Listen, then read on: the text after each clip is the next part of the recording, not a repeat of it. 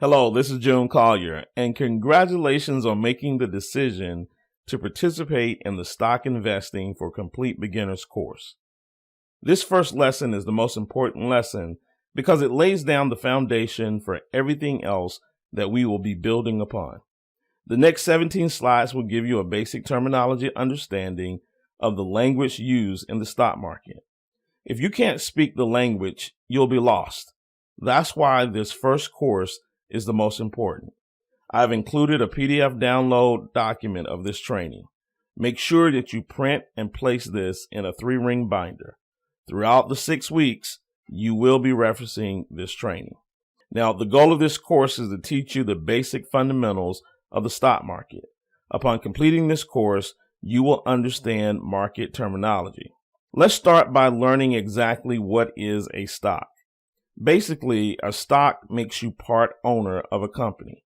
Your percentage ownership of the company is based on how many shares the company has issued and how many shares you have purchased.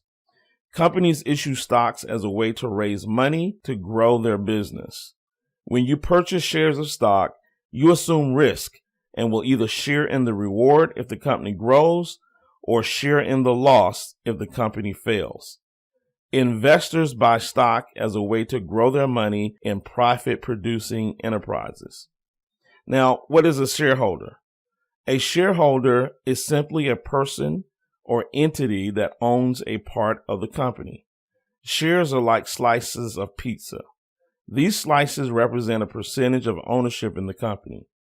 Each slice or share has a dollar value attached to it. If the company does well, the price of the slice or share increases in value. Now, there are 2 basic ways to make money in the stock market. The first way is to sell the stock for more than you bought it. That's known as buy low, sell high, and it's what we call capital appreciation. The second way is by participating in the profits that a company may share with you in the form of dividends.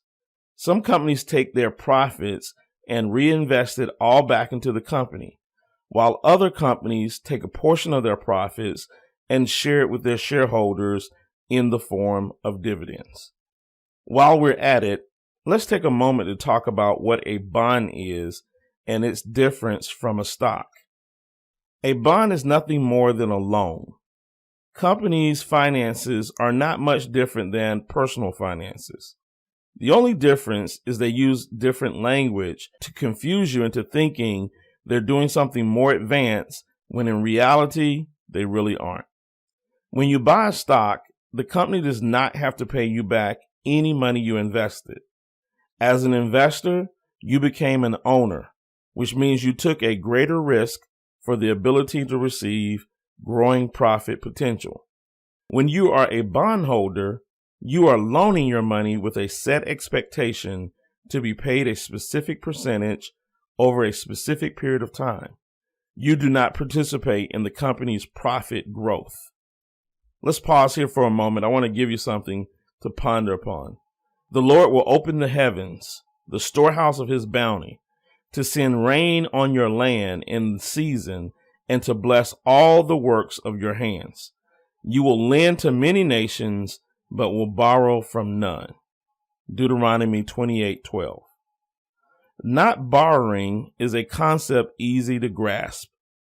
This is why the opening bonus videos I provided talk so much about getting out of debt. God destined his people to be lenders and not borrowers. However, have you ever wondered how you would lend to many nations? Now that you know that when you invest in a bond, you have become the lender.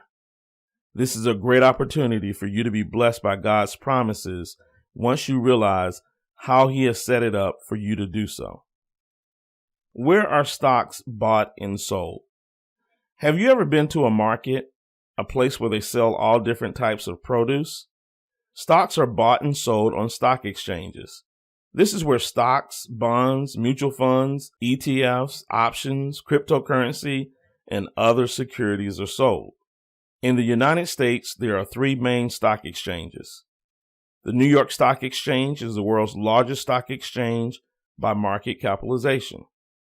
The American Stock Exchange is the exchange that introduced options and exchange-traded funds, also known as ETFs.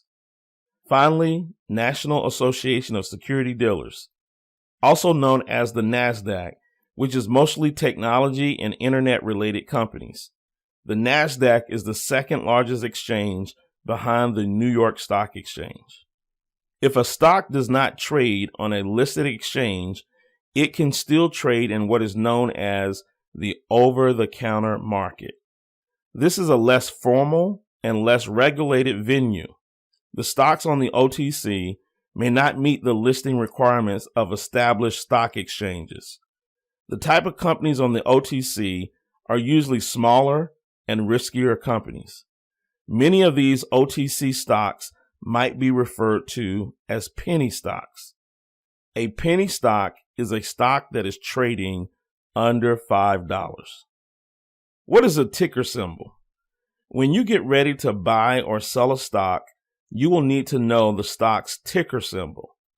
A ticker symbol is a set of characters, usually letters, that represent stocks traded on the stock exchange. Stocks on the New York Stock Exchange will have ticker symbols up to 3 letters, while NASDAQ stocks are usually 4 letters. However, there are exceptions. For example, Facebook, which is a technology stock listed on the NASDAQ, only has 2 ticker letters.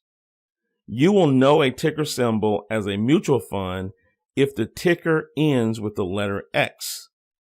Companies in bankruptcy will often have the letter Q attached to the end of their ticker to let everyone know that they are in bankruptcy.